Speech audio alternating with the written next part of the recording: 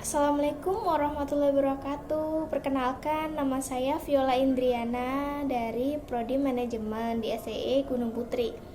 Di sini saya akan mempresentasikan tentang market leadership melalui pengelolaan risiko pada Sekolah Alam Komunitas Fitrah Lebah.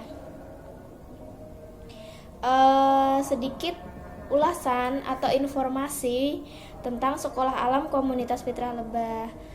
Sekolah Alam Komunitas Fitrah Lebah merupakan sekolah yang dinaungi sebuah yayasan bernama Komunitas Fitrah Lebah. Di Sekolah Alam Komunitas Fitrah Lebah ini ada tiga jenjang pendidikan. Yang pertama adalah playgroup, terus ada kelompok bermain A dan kelompok bermain B. Terus ada juga jenjang SD, yang mana jenjang SD ini dari kelas 1 sampai kelas 6. Ya, terus Sekolah Alam Komunitas Fitrah Lebah ini memiliki visi dan misi yang jelas. Yang pertama adalah visinya adalah menjadi sekolah terdepan yang mencetak generasi pemimpin. Dan misi atau usaha yang akan kita lakukan untuk mewujudkan visi itu adalah membangun sistem pendidikan berbasis alam dengan pembelajaran internasional sekaligus melakukan konservasi alam di lingkungan sekitar. Nah, risiko pemasaran. Risiko pemasaran dapat dikelompokkan menjadi dua. Yang pertama adalah masalah pasar, yang kedua adalah masalah terkait produk atau perusahaan, atau kalau di sini kita sebut sebagai sekolahan ya, berkaitan dengan sekolahan. Nah, yang pertama dulu adalah kita akan bahas tentang risiko yang berkaitan dengan permasalahan pasar. Yang pertama adalah kebijakan pemerintah. Nah, apakah kebijakan pemerintah ini berpengaruh nggak sih sama Sekolah Alam Komunitas Fitrah Lebah? Tentunya sangat berpengaruh, terutama kebijakan pemerintah di bidang pendidikan ya. Nah, misalnya di bidang pendidikan yang sangat berpengaruh, misalnya seperti kurikulum, perubahan kurikulum, pastinya ada perubahan misalnya dari KTSP ke kurikulum 2013, dan sekarang ini selama pandemi ini adalah dikeluarkannya kurikulum darurat. Jadi kebijakan dari pemerintah khususnya di bidang pendidikan sangatlah berpengaruh. Selain itu juga ada masalah akreditasi atau sarana dan prasarana, dan juga tidak kalah pentingnya ada dana BOS. Yang mana dana BOS ini sangat diatur oleh pemerintah, mulai kegunaannya dan alokasinya untuk apa saja. Yang kedua masih berkaitan dengan masalah pasar, yaitu adanya perubahan yang terjadi dalam industri atau pasar. Perubahan yang terjadi dalam industri, kalau bidang pendidikan sih seperti bergeraknya penjualan atau operasional yang hanya musiman. Berarti beroperasi hanya musiman, tapi untuk sekolah ini tidak berlaku karena memang sekolah ini beroperasi setiap hari ya, gitu kan, setiap hari kecuali hari libur, jadi nggak musiman. Oke, terus untuk sekolah kan berkaitan dengan penjualan jasa atau pelayanan, dan pelayanan ini bisa dikatakan secara berkelanjutan atau kontinu dalam jangka panjang ya, 1 tahunan lebih gitu kan.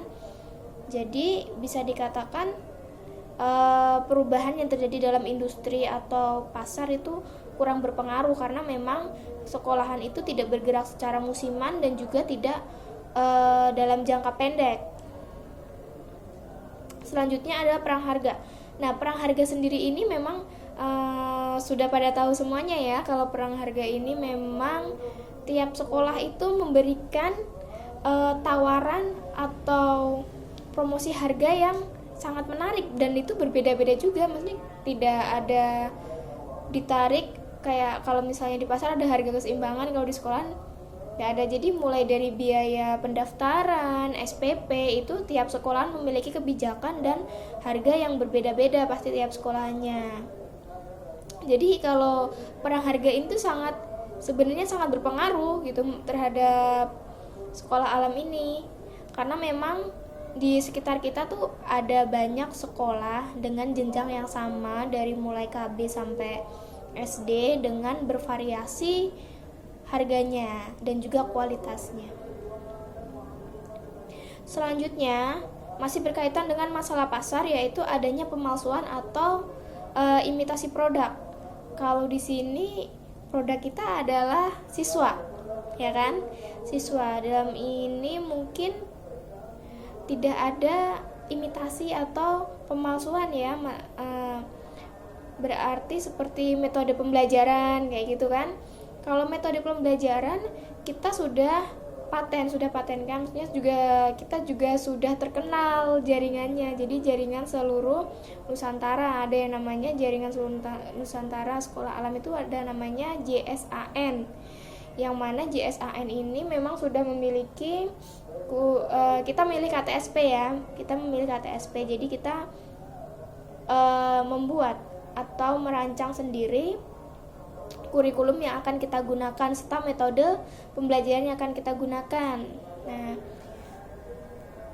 contohnya saja yang berbeda dari kita dengan sekolah-sekolah lain atau yang bisa dijadikan ciri khas dari sekolah alam itu adalah seperti kegiatan-kegiatannya, misalnya kegiatan yang berbau dengan alam.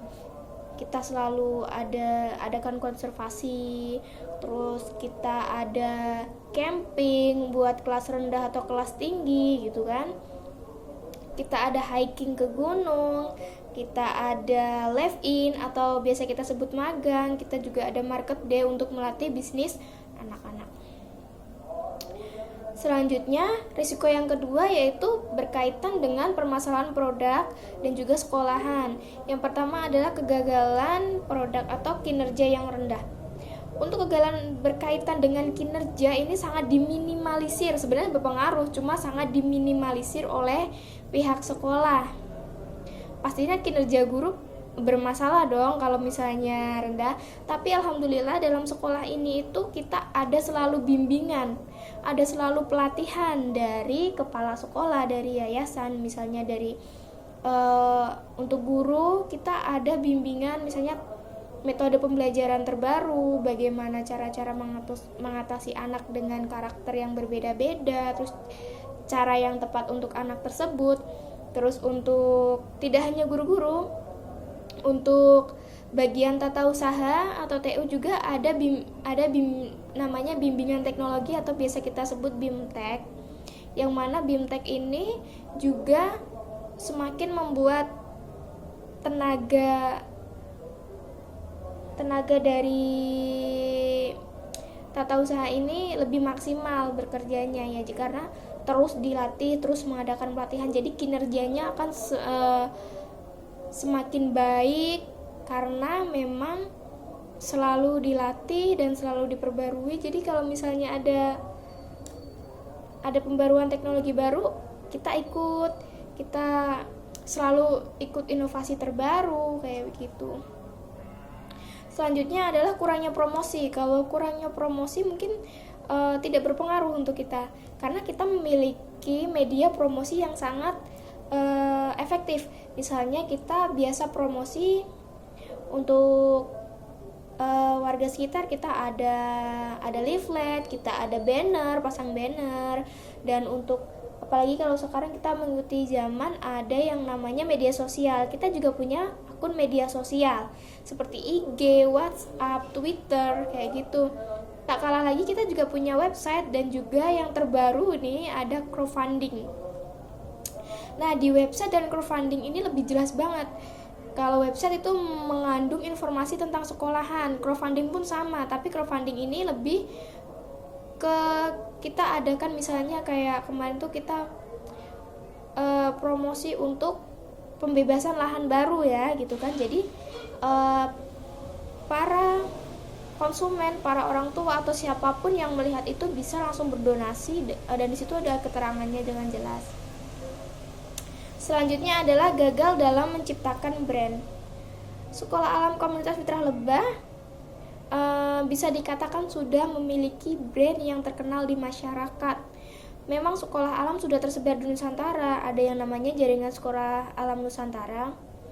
Bahkan kita juga punya organisasi kemanusiaan yang turun langsung ke masyarakat, itu namanya Salam Aid. Salam Aid ini dia turun langsung ke masyarakat, misalnya ada bencana alam, dia langsung terjun ke lokasi bencana alamnya, seperti itu. Selanjutnya yang ketiga adalah kegagalan dalam pengembangan produk baru. Jika dalam pendidikan mungkin berkaitan dengan siswa, ya perkembangan siswanya. Mengembangkan metode untuk menghasilkan siswa yang berprestasi dan berjiwa pemimpin. Selanjutnya ada ketergantungan kepada pelanggan utama. Karena sudah diketahui kita ada 3 jenjang dari playgroup sampai SD kelas 6. Memang pelanggan kita atau bisa kita sebut konsumen kita adalah siswa-siswa yang usianya masuk ke tingkat pendidikan playgroup sampai kelas 6 saja. Jadi memang terbatas dan persaingannya juga lumayan di sini di area ini. Kelima selanjutnya adalah gagal dalam distribusi. Kalau untuk distribusi mungkin tidak. Misalnya pertukaran pelajar, kita ada pertukaran pelajar sesama sekolah alam.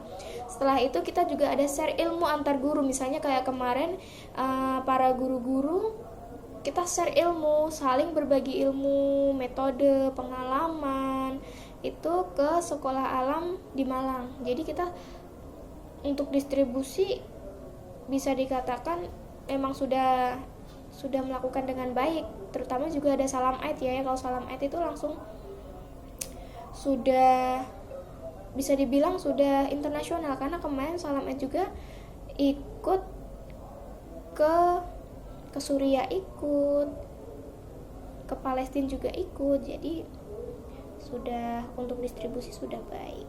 Sekian dari saya, kurang lebihnya saya minta maaf.